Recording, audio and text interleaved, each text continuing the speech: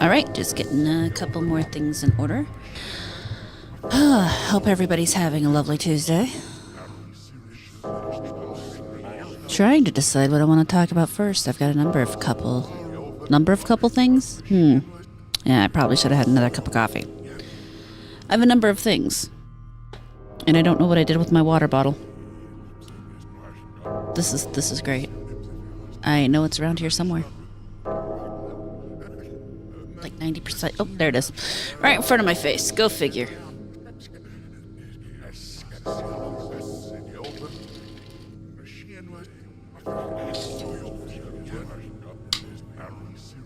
So yeah, that's the question. Where do I start today? That's not that hard. I think I've got things more or less laid out in the order I like. So, let's go ahead and...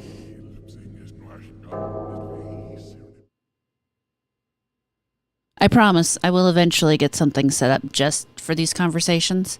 I just haven't done it yet. I got sidetracked. We'll go with that. Yeah,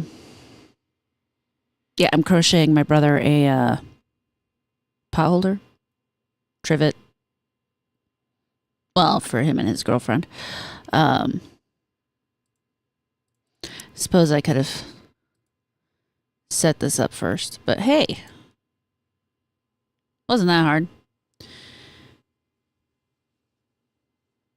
I will have to consider that later in the future, but we'll worry about that, like I said, later. Anyway, so I figured today we just kind of pick up where we left off yesterday. We were talking about the Xbox layoffs and all that shit, a number of statements from various studios have come out. Some seem to be a little more interesting than others, I suppose. Oh, good. I'm glad to hear the audio's coming through. Thank you, Robust. Sorry, I was just pulling that aside because I need it more than you guys do. Where was I? I don't know. I should probably think about some background music for this or something. Eventually. I'm sorry, I keep getting my brain off track. Anyway, so I should have looked up the rest. I should have saved the rest of these letters. I'll probably go through and search for them as we chat. But the first one I wanted to cover was from IO Interactive. You know, the people who have done that First Light, the 007 game, which I don't think has done too badly. I've definitely heard mixed reviews on it. Some people calling it woke. Some people saying, you know, there's definitely problems with it. But people enjoying it too. I haven't played it, so I have no opinion. It's funny because that seems to be kind of a thing. You get to talk about games you don't really play. But I'm more than happy to let the people who do play them have their opinion. You know? I'm not going to tell you to like a game just because it exists. I don't like games that I don't like, so that's a statement.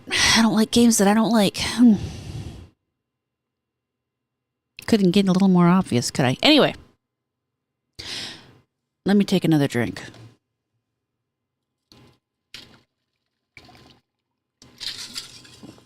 All right.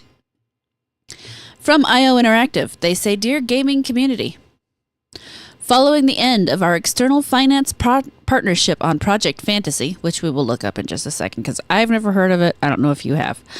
IOI has regained full ownership of the project and our IP. People also die when they're... Yes, exactly, Robust. We will continue to develop and fund it independently amongst our other projects. With this context, we had to find a balance for the long term of the studio, focused on the success of our main internal core titles instead of external projects and potential mobile game derivatives. Okay.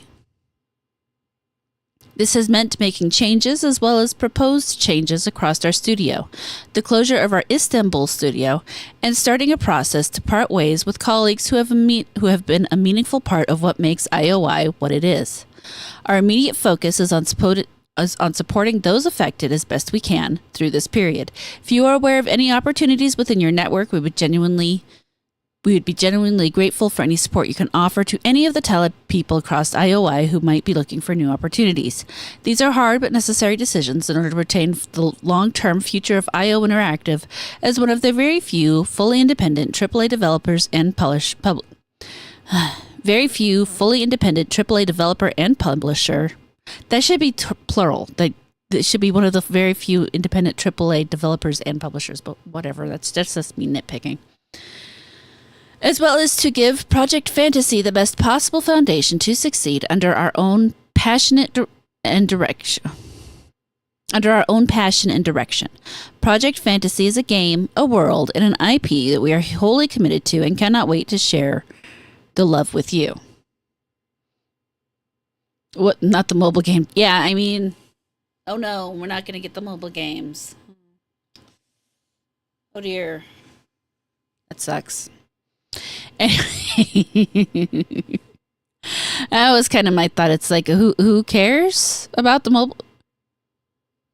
Were we going to get some 007 mobile games? Like Match 3 or one of those idle games or the survival kind of games where it's really just clickbait in an attempt to get you to buy things, to speed things up? Let's take a look at Project Fantasy, which you'll have to give me a second because I don't have a browser set up for this. I've got to, like I said, there's things I've got to do to make this easier. Because instead of doing something like doing this through Streamlabs or, you know, the Restream Studio, or even I guess I could just use the Rumble Studio to do this. But actually, I might end up doing that. I'll think about that. Knowing me, I'm just going to be stubborn and set it up through all OBS on my own because I'm retarded and I like to make my life harder. So, I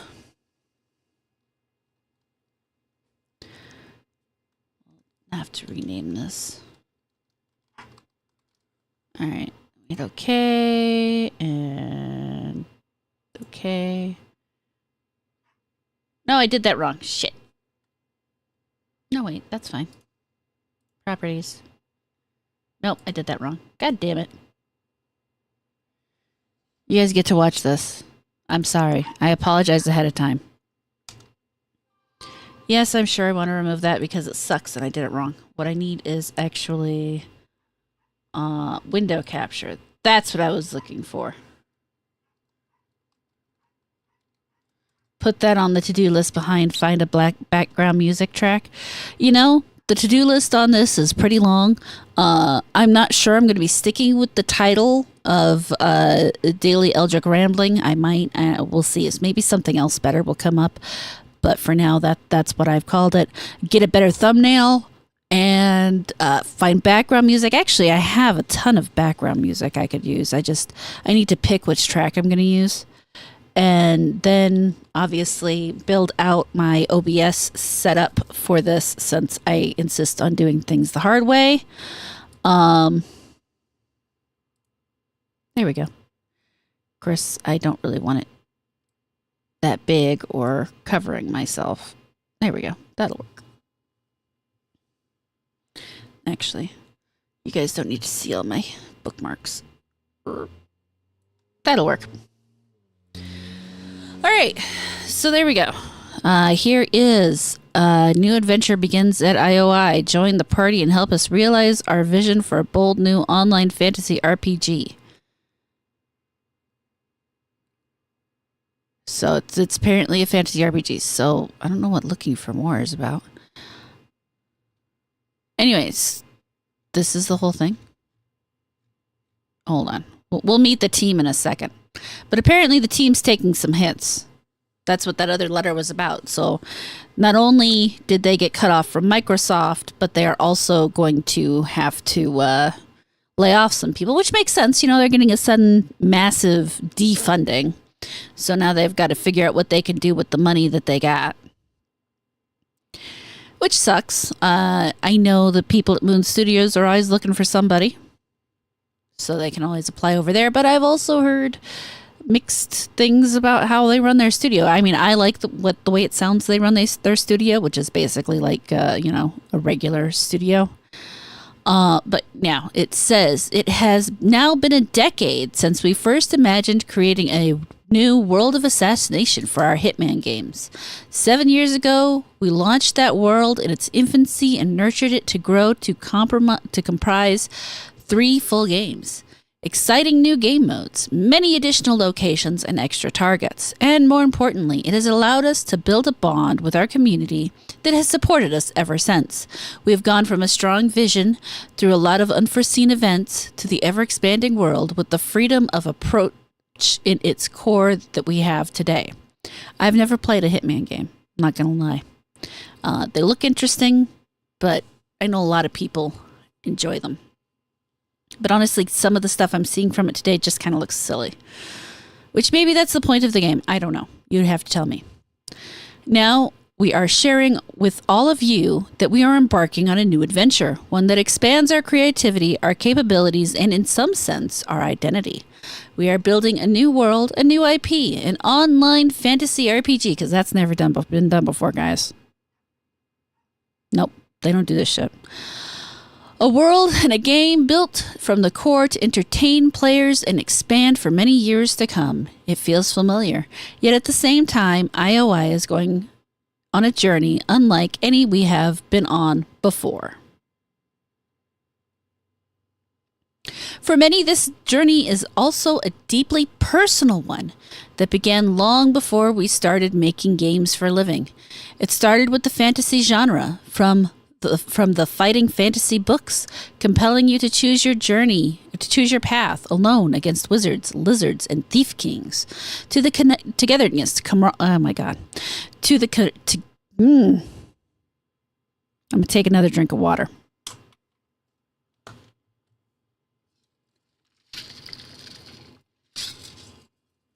This is part of why I don't do the videos anymore, guys. Not lying. To the motherfucker. Togetherness. To the togetherness, camaraderie, agony, and delight found around the tabletop. For some, it meant taking the role of a game master. Part storyteller, part AI opponent. What? Anyway, all right, whatever. Part guide, part villain. For everyone around that table, it meant creativity, imagination, building a world together, and a shared goal in creating a great game experience. Okay. This idea that a diverse group of individuals with different skills and strengths can work together and become more than the sum of their parts is what inspires us. It inspires the fantasy world we are building, and it inspires how we build it. IOI now spans multiple distinct studios from Copenhagen, Malmo, and Brighton in the north to warm Barcelona and Istanbul in the south. Istanbul is apparently closing, so yeah. All studios take part in making all our games, including this new endeavor. People from all over the world with diverse personalities and skill sets are coming together to forge a new beginning. This is just the start of our journey into this world we are making, and we hope you sense the warmth, the danger, the togetherness, and the heart we put into it. And if you do, we would be honored if you would join us. Considering current state, I wouldn't try applying right now. Just saying. And then we could meet the team. I'm gonna be entirely honest. It bothers me that we have the. I need to move this over. It's bugging me.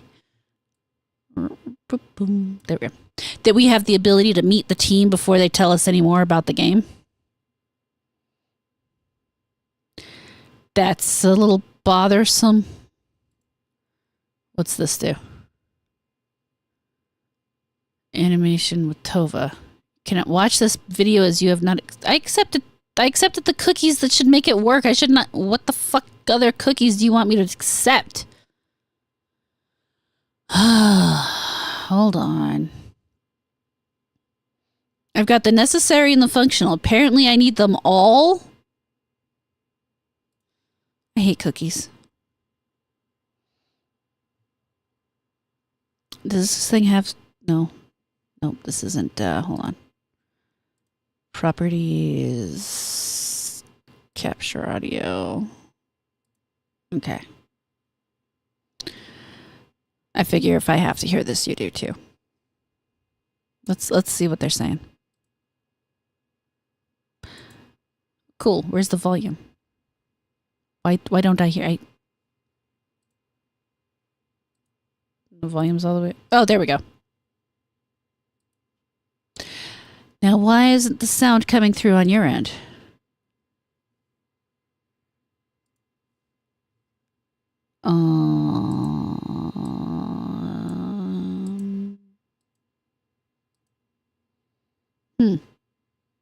Interesting. Obviously, that is not working.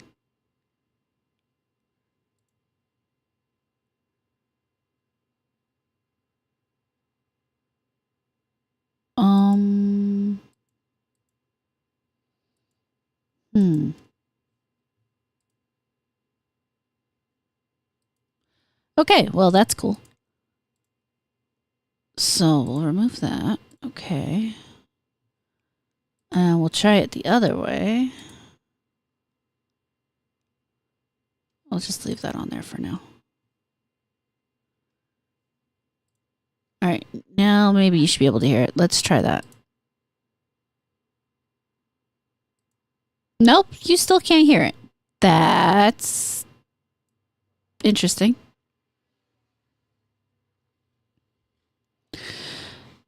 OBS, what are you doing to me here? So try that again. Delete. No, I wanted to delete that. Go away. Yes, I'm sure I want to remove it.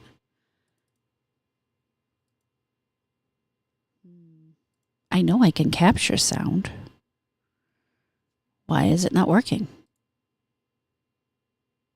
You know what? You guys can read the subtitles. That's about where I am. Ah! Huh. All right.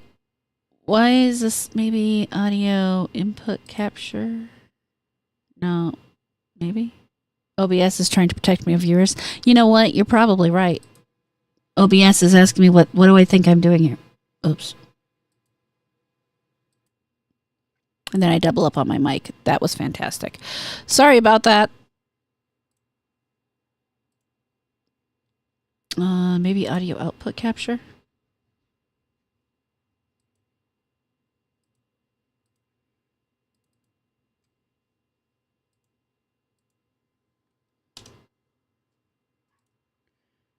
Nope, also not working.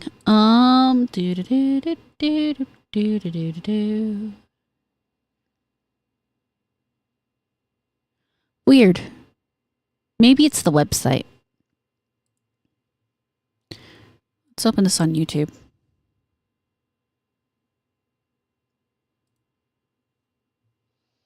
I love how she's talking about their burning passion, but I just... properties.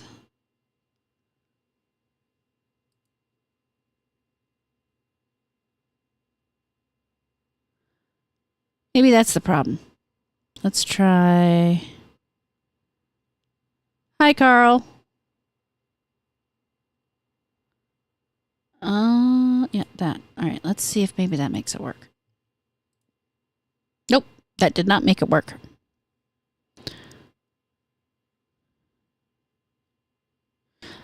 I'll be entirely honest. She's not saying anything about the game itself. It's always about. It's about them. It's all about them. It's all about, you know, what the connecting and blah blah blah. Okay, hey, there's a media kit. Maybe the media kit will help.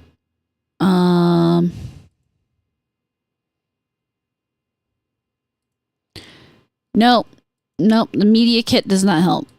The media kit is 2 pictures, and they're actually the same picture. Just one says looking for more. So, yeah. Not a lot of information on this. They're very passionate about it, though, I suppose. Kind of? I'm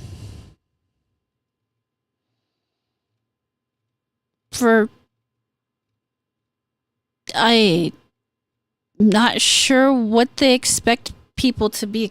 I mean, so the problem is it sounds like every online fantasy or MMORPG ever. I mean, they're not saying anything new. They're not really saying they're going to do anything new. How many games out there have said, you know, we're going to be just like playing D&D, but online with visuals? That's been going on since the beginning of gaming. The beginning of online gaming. I mean, let's face it, you couldn't really do that with some other games. But I don't see... bold new online fantasy. What's new? Because I don't know any group that has ever approached this online fantasy stuff without being excited for it. I mean, I'm sure they exist. I just don't know them. It just sounds like they're trying to pivot away from the Hitman stuff, which, I mean, fine. You want to do other things. I get it. That's cool. You should be able to do other things. But what am I supposed to be excited about? Is this your advertisement for getting new people in, which right now I don't think you want to get new people in, considering that we just read that letter about your whole losing the whole your funding and stuff, you know? So let's close that. Go back to that. You know, I mean, you have to close your Istanbul studio, so obviously they're not going to be working from there. I don't know. You know, it's kind of, I don't know. I can see it. They're very focused on it. They seem to think that's their next step, which cool. But when you're talking about it this way, you kind of got to give more to give people the hope, or not announce this kind of stuff until you have more. Honestly, that is, I think, one of the biggest issues in gaming right now is people pre-announcing things before they have anything to show anybody. Yeah, we've got this great new game we're working on. Cool, what is it? It's an idea. Okay, what kind of idea? Well, we don't know yet because we haven't actually made it. Okay, when are we going to see something? I don't know, 4 or 5 years. Eventually, maybe. And I know I'm old. My attention span has dropped, not for many reasons, outside of, you know, TikTok and bullshit. Of course, I don't even use TikTok, so I don't. But, you know, I do not have the time in my life to get hyped for something 7 years out. I don't. Especially not a new IP kind of thing coming out. I don't have the energy to do that anymore. Develop your games quietly. When you have something you can show people and you know you're about 2 years, I want to say is where you should start. 2 years out from there is where you go ahead and say, yeah, we've got this stuff. Look at this. Get excited. Because that means you've worked on it. That means there's passion. That means it might actually come out. Not this, well, we're just getting started. We're pulling together the ideas. And, you know, there's plenty of back channels where you can advertise for the people that you need to build it. You don't need to be telling the players. You don't. We're going to hear, I mean, if you advertise for people on the back channels, we're going to hear rumblings. But you don't need to be talking about it. Those little rumblings are part of what make us excited, because when you're not talking about it, that means maybe there's a secret here. Maybe there's a little bit of something in there that, you know, that we can pick up on. People love a mystery. They do. So use that. Use the idea of mystery. Use the fact that in this world, it is almost impossible to hide this shit from people. That people will get that sniff from the back end boards where someone said, hey, I saw IO was looking for people interested in fantasy. And maybe they're coming out with something new. And yeah, you're going to have your doubters. But they're the people who did Hitman. And they shouldn't try to deviate from that, because some people are just stubborn and stupid and don't want people to try new things because they themselves do not know how to try new things. Of course, I don't know if IO will be any good at this entirely, honestly, because I've never played any of their games. But I do think that a dev team who is fully passionate about what they're doing can do just about anything, just so long as they are actually excited for it. As long as there's excitement, passion, and talent. That's the hard thing. You need 3 things. You need the excitement, you need the passion, and you need the talent. And maybe excitement and passion are the same thing. So maybe you only need 2 things. You need the passion and you need the you need a little luck too. Luck is also helpful. So yeah, the more you have to give people not so much time to sit in your announcement, because it's hard to be excited when you have absolutely nothing. We currently have companies doing one of 2 things. They either announce way too early and give us nothing, or they announce way too early and then give us fake video, which is why everybody now wants to see the gameplay before they get into it. You know, it's what it is. But Yeah, you gotta. I'm sure they're excited for whatever this is. Right now, it all appears to be about the team, which really, I don't know, means nothing to me. I don't care. I truly don't care about the faces behind my game. I don't care what they look like. I don't care if they're male, female, or whatever. They can be whatever they want to be as long as what I get in the end is a good game. But we'll move on from this because somehow I've managed to rant about this for 30 minutes. Let's see here. Make sure everything's behaving on the back end. Ah! No, I just flashbanged myself.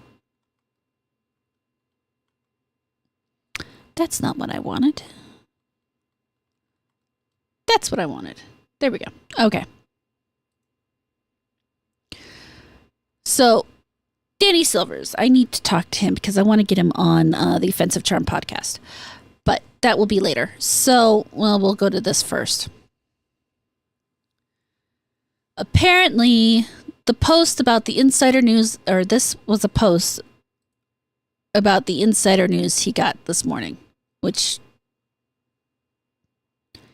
is that Doom or Quake? I don't know. I can never remember anymore. Too fucking old. But anyway, so the reality is that a majority of id Studios was laid off. This means all of their coders. Now, apparently there's a lot of back-end stuff for the coders that id Software has developed. Namely their own, what's that word? There's a word for what I was thinking of. Engine. So they got rid of all the coders, which means there's a good chance that no one knows how to run the previous engine. And as Danny Silver says, oh God, the next Quake is going to be in Unreal, isn't it? Which means Quake is going to be the new Unreal Tournament. What is this world?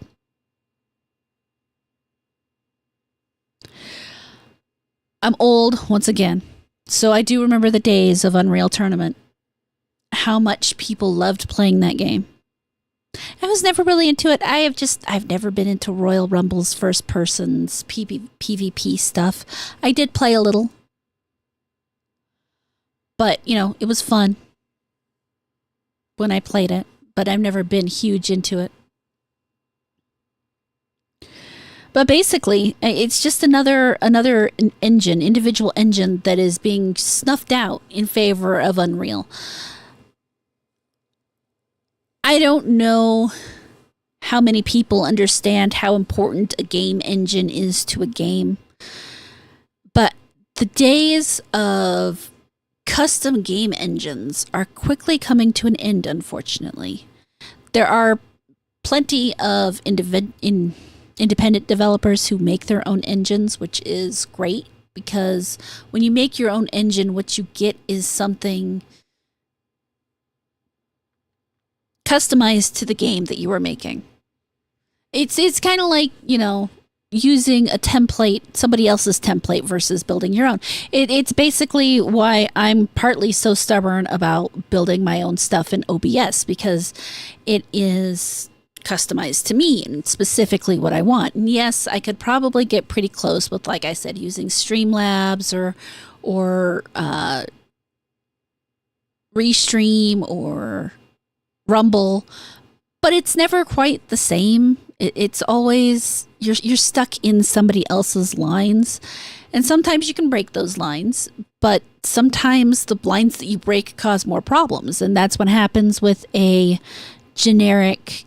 When you use somebody else's engine, is sometimes you have this idea, and to do it you have to fuck up the engine a little. And then you end up with other problems down the line, and you end up with unbalances and more bug issues. Whereas a custom engine, oftentimes you can go in and just change what you want, or add the module you need, or do whatever. There's room in the world for both. Some people want that somebody else did that hard work for you already. So you just go in and you mess with it and do what you want. And other people like to build it from the ground up themselves. Yes, it's reinventing the wheel to some degree. But, you know, when you build your own wheel, you know exactly what's wrong with it or what's right with it. And you can adjust it as you need to what you're doing. The loss of another custom game engine is sad. And I don't know, AAA studios are never going to re-embrace, or well, let me rephrase that. Current AAA studios are probably never going to re-embrace the custom game engine.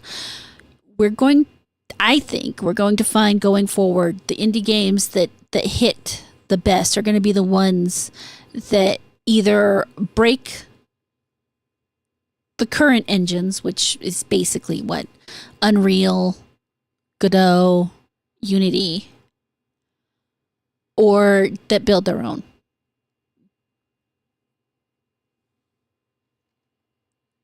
I guess that's all there is to say about that.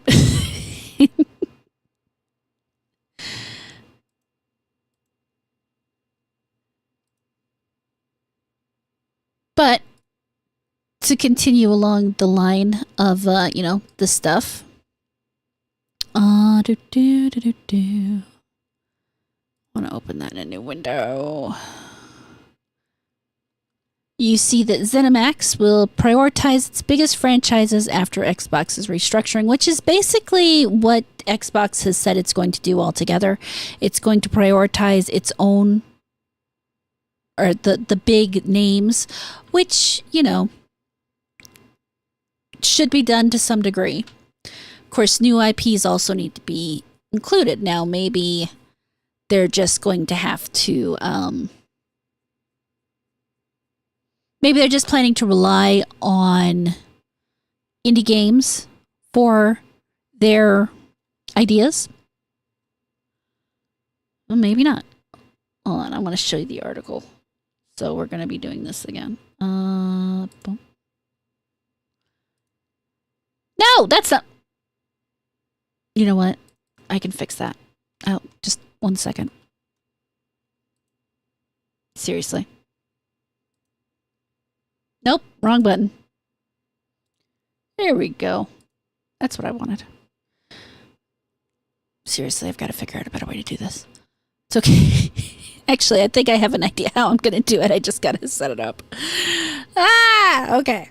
Anyway. Niche gamer. ZeniMax to prioritize its biggest franchise after Xbox restructuring. Which, like I said, is what they announced. They announced that they were going to prioritize their biggest franchises. And it makes sense. Microsoft's recent restructuring strategies reported bringing major changes to ZeniMax Media, with multiple studios expected to shift their focuses towards the company's most successful franchises following the latest round of layoffs. And it's funny because listening to gamers and gamers in different spheres is so interesting because you always have two diametrically opposed groups. You always have the one group who says, no, we need more of what we already have. We need a sequel to this and a sequel to that, more of this. And then you have the other side who's going, no, we don't want any more sequels. We don't want remakes. We want new games. We want this and we want that. And we want this idea. And they always seem to be arguing with each other. That's just an observation. I'm always greatly amused by how much a group of people who kind of get lumped together, how different they are within that group. I mean, gaming is obviously not a monolith. Gamers are not a monolith. They're their own individual little animals who happen to play sometimes on the same hardware and sometimes not. And everybody likes their own shit. But then you turn around and everybody wants to say, well, all gamers are X. No, even if most gamers have a dick, they're not all X. The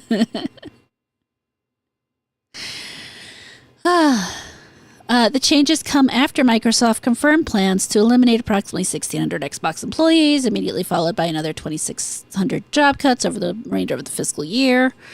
While speculations has suggested that ZeniMax would likely avoid studio closure, new reports indicate the publisher is still undergoing significant internal overhaul. Everything is undergoing internal overhaul. When you have 14 levels of management for people to report to, there's a lot of overhauling that you've got to do. That means, all 14 of those levels were likely not Microsoft side. I'm sure a lot of them were. I would guess almost 8 of the 14 were probably Microsoft side, but that still leaves 6 levels within the company. A good game can come out of a company where you have hundreds of people having to filter their stuff through each other, but it becomes like a messy game of telephone. And needing to call 2 other groups to design a chair is not the ideal way to make a game. It's part of why gaming development has gotten longer and more expensive. The more people you have working on a thing, the more expensive it is because you have to pay those people. And it's not surprising that they're going to have to cut so much.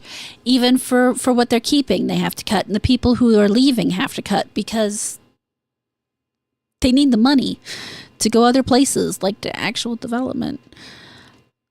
According to Bloomberg, ZeniMax major development teams, including Bethesda Game Studios, id Software, Machine Games, and ZeniMax Online Studios will be reorganized, and Microsoft places greater emphasis on established blockbuster franchises.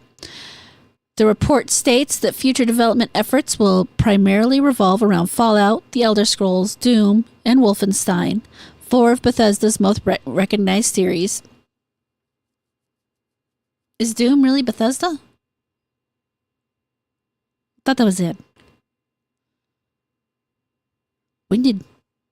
Hold on. I need open tab. Let's ask Grok. How many Doom games has Bethesda created?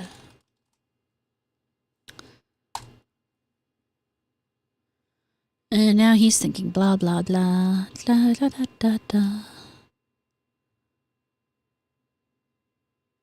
He's taking his time. I'd do the Jeopardy thing, but it might get me hit,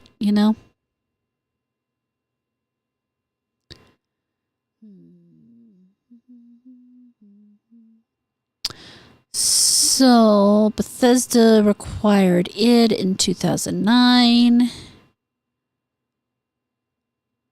So, together, Bethesda/id, because Bethesda bought id and then Bethesda went to Microsoft. They did Doom, Doom Eternal, and Doom the Dark Ages. I don't know. To me, something about calling it a Bethesda game just seems wrong since it's technically id's game, but considering they just gutted id, I guess it's not that surprising.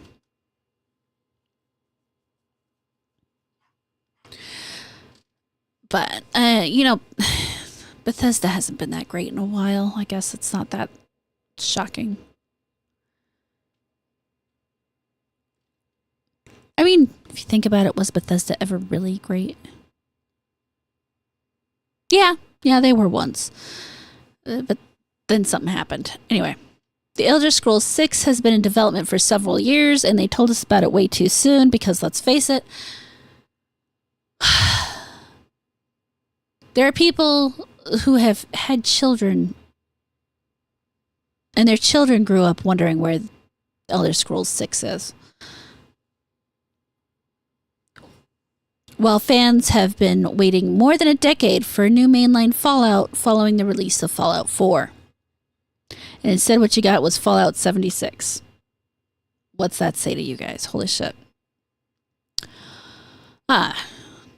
Meanwhile, id Software is preparing to relaunch Revelations expansion for Doom the Dark Ages, and Machine Games is reportedly continuing to work on the next Wolfenstein title, though it has yet to be officially unveiled. Now you see, that's how you do it. You don't unveil it. It's okay if we know you're working about it. Just don't announce it, because then we don't expect it. One notable omission from the reported strategy is Starfield. Oh no, I can't imagine why. Bethesda released the Terran Armada expansion earlier this year, but the franchise was not mentioned among ZeniMax's reported long-term priorities. As a result, it remains uncertain whether additional expansions are planned or if Bethesda will eventually shift its resources entirely towards its legacy franchises. Honestly, they should probably just shift towards the legacy franchises. I do not think Starfield is worth the development personally. I'm sure there's people who would disagree, but I've seen nothing about Starfield that makes me want to play it. Precisely zero. So, as a result, it remains uncertain. Oh, wait, I already said that. Microsoft has not officially detailed how ZeniMax Studios will be affected by the broader restructuring, leaving many questions unanswered. However, the reported strategy suggests Xbox is increasingly concentrating its investment on franchises with established audiences as it reshapes its first-party portfolio following one of the largest restructurings in the division's history. Yeah. It checks out.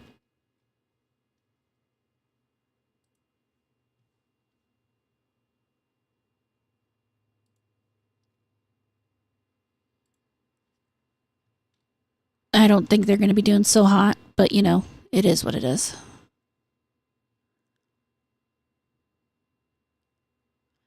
Let's see here. Where are we? How much time do we have left? About 15 minutes. We can talk about this. So, those who know or don't know, or those who play on PC. Let's start there. Those who play on PC. We all know Steam has the 2-hour refund window. So you play the game for 2 hours or less. If you decide you don't like it, you can refund it. For any reason, you can just refund it. So this fellow named Zorro Arts, who put out a game called Paddle, Paddle, Paddle, was very upset because his game only takes about an hour and 40 minutes to beat. And he said it would be cool, or he says this should not be possible. Would be cool if you could finally do something about your refund policy. Got dozens of reviews like that and a 21% refund rate, even though the reviews are 90% very positive. That's over 55,000 refunds, by the way. And it says, great game, finished within an hour and 40 minutes, and refunded. Which, honestly, if you ask me, if you beat the game, and you had fun with it, it's a dick move.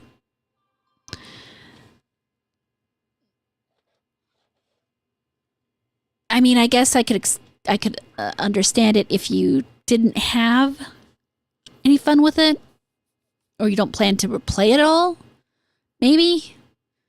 But it's kind of a dick move.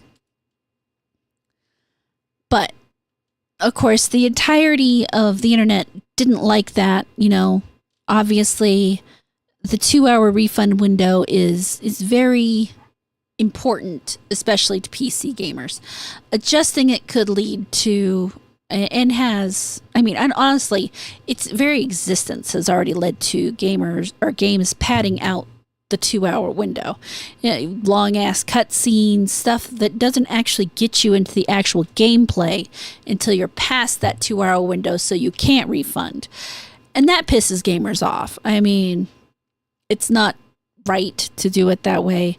I get it. You don't want people to refund your fucking game, but then just make a good game. It's that easy. Actually, no, that's not all that easy, but you know, at least try to make a good game. But who we have? We have Indie Joe, who's a good account to follow for indie games. He's always announcing new ones. And it's great to see indies get that kind of attention because there are so many indie games out there and they are so hard to find good ones, especially when you have people releasing tons of slop, often padded out past the 2 hours. You know, not every game is going to be an hours and hours investment. Some games are just short and sweet, and there's nothing wrong with that. But if you refund those games, you're not going to get them. Just saying. Anyway, so Indie Joe says, Steam's 2-hour refund policy protects consumers and devs. An indie dev wants it changed after 55,000 players refunded his game, many beating it in under 2 hours. About to be the annoying one here because that policy is part of the reason he got 270,000 sales. First up, none of this is a dig at Zoro Arts. 270 copies sold on your second game at 23. Solo, that's insane. Congrats, genuinely. And yes, someone leaving a positive review that says great game finished with an hour 40 minutes refunded is very frustrating to see, which obviously, yeah, that would be irritating. I liked your game, but I don't want you to keep my money. Kind of bullshit. I totally get that. Steam's own policy even explicitly says refunds are not as a way to get free games. So the rules already agree with him there. The problem is jerks gaming the system, not the policy itself. And anytime you have a system, people will game said system. It's just the way life goes. It sucks. You always got to anticipate that people will cheat whatever system you have. Because humans are just like that. Humans suck. But he noted he got dozens of reviews like that, and dozens out of 270,000 buyers is honestly just the internet doing what the internet does. We're all forming massive opinions off a screenshot of one review. The 21 refund rate sounds brutal too, until you add some context. The Steam average is around 10%, but plenty of perfectly healthy games sit in the 12 to 20% range. Short games run higher than that. Cheap impulse buys during a sale run higher again. And some of his refunds were actually netcode complaints rather than people gaming the 2-hour window. For a low-priced viral rage game, 21% is about what you'd expect to see. So that is the thing. You have to remember that anytime someone brings up these kinds of things, there are very likely other problems involved in those refunds. They're not all going to be that, well, I beat this game in 2 hours, so I'm just going to refund it. There are going to be plenty of people who just didn't like it or had a problem with it or bugged out on their system or whatever and returned it. There's always going to be a minority of assholes, though. That doesn't make the finish and refund crowd okay. It just means the number itself isn't proof that the system is broken. Cheaters are not, and that's part of our issue in the world today. Cheaters are not an indication that the system is broken. Cheaters are an indication that people suck. I mean, there's always going to be some way to cheat a system. Doesn't mean you shouldn't try to deal with them, to be clear. You should always try to clean that up. And that's okay, hold on. And that's kind of the deal with shorter, speed-runnable games like this. They can cost less to make. They can blow up in a way bigger way. They can blow up in a way bigger games struggle to. And the price of that is the price of that upside is a chunk of people burning through them inside the refund window. It comes with the territory. It's not a flaw in the system. It's a trade-off that comes with the territory, and Paddle Paddle Paddle got so much of the upside that it feels weird to frame the downside as Steam's fault. You got another thing to keep in mind is anytime you have a problem, solutions sound cool and everything, but every time you come up with a solution, that solution comes up with trade-offs. There is never a perfect solution to anything. You are always trading one set of problems for another set of problems. It's just which set of problems are you more willing to deal with. Personally, I like the 2-hour system the way it is, but I'm also not the person losing out on sales. To be entirely honest, I'm trying to remember how many games I've ever refunded. It's a great question. I wonder if it tells me that somewhere. Here's the bit I feel nobody really seems to be saying, though. Refunds don't just protect the buyers, they create them. Every person who wasn't sure the game was for them or wasn't sure their PC could even run it clicked buy anyway because there was so much less risk in doing it, and most of those people kept the game. You just never see them in the data because they look like normal sales, whereas the 55K refunds sit there with one big scary visible number. You're looking at the cost of the policy without ever seeing the profit from it. It's actually one of the things that kind of helps but decrease piracy. The idea that on Steam you can download the game and return the game and not lose out on the money does in fact keep people who might be more interested in just trying the game from going out and pirating it first. Because why do that when you can just do it the legal way and get your money back if you don't like it? Now, but then you pad out your game 2 hours to beat the window, and all of a sudden people are back to pirating your game before they try to buy it because they can't trust you. I don't agree with piracy for theft reasons, but I understand why people do it, and thus I don't necessarily hold it against those who choose to engage in it. It's just not something I choose to engage in. And especially in our current world of, well, you don't own that game you just bought, I doubly can't blame people for not wanting to do it. Because why would you buy something just to have it taken away? I totally understand the line. If buying isn't owning, then piracy isn't stealing. I get it. So I'm not angry at people who do it. I just don't believe in it for myself.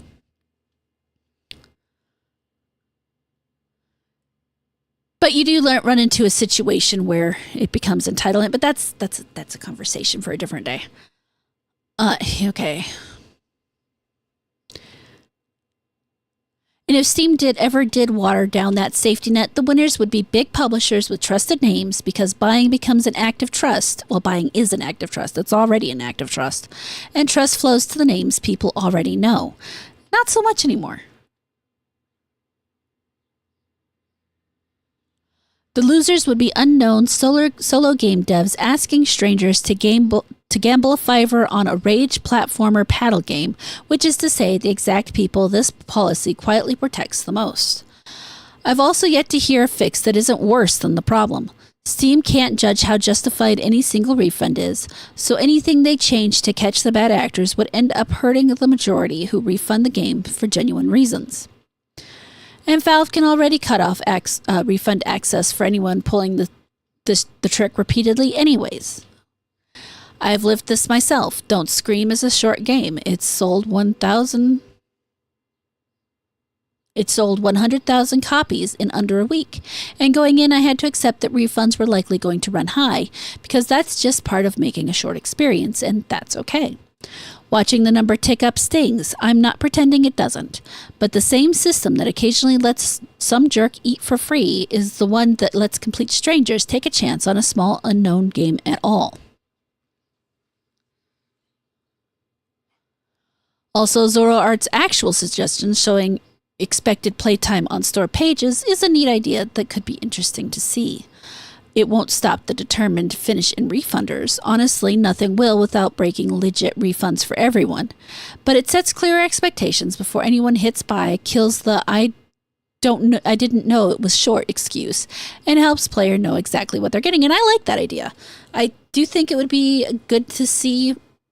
Actually, isn't that on there? Hold on, I gotta pull up Steam. Probably not. Come to think of it, let's see here. Yeah, actually, it's not, come to think of it, because I had to, I was playing Neo 3, and I was looking at my playtime on it, and wondering, gee, where does the average playtime sit for other people? And well, I came to found out that I'm 10 hours over. Actually, 20 hours over now, the average playtime for others, because, well, I suck, so I end up stuck on the same boss for 3 or 6 hours at a time, depending on the boss. Yeah, I don't see anything, so yeah, nothing on there for that. But yeah, I mean, getting an idea of how long the game is expected to run would be really cool. Just in general, people are always talking about how long a game experience is supposed to be in game advertising. So that's a good idea. Even if it doesn't, yeah. I guess what I'm trying to say is Steam refunds aren't the enemy of small devs. They're the one main reason we get to exist, and that policy is worth protecting. And Zoro Arts, look what you already achieved. Massive kudos. This game took you, 4 months to make? You're 23, solo, already 270k copies sold on your second game. You're in the top 1%, probably like the top 0.1%. Holy shit. Perhaps see these refunds as your next opportunity. Short games can still be replayable and can still pull people back in. Retention is a skill you can learn, like everything else you've clearly learned fast. Enjoy the win. Most devs never get a problem this good to have. That's cool. But I do think that he's completely right. That window really helps people decide if they're going to keep the game. And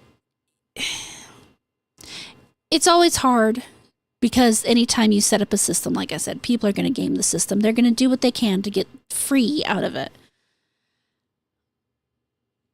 And on one hand, it feels a little better than pirating straight up because at least you gave the dev money at one point.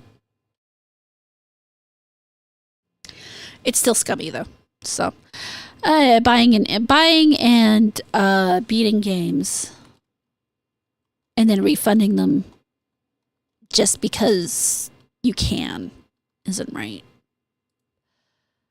But it's better than just what's the word? Pirating them.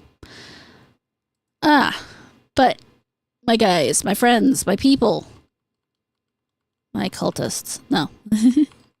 There's no cult. I promise there's no cult. It's time to go ahead and wrap up for the afternoon. I will be back on Thursday. This is, like I said, a 4-day-a-week thing. Monday, Tuesday, Thursday, Friday. So I will be back on Thursday. I will be on the Offensive Charm podcast tonight with Jazz and everybody. The link tree is down in the description if you want to check that out. Thank you for coming and hanging out with me. I will see you guys Thursday morning. I hope you have a great day, and I will catch you later right after I find the button I need to hit. Yeah, there we go. But yeah, I'll catch you guys later. Have a good day.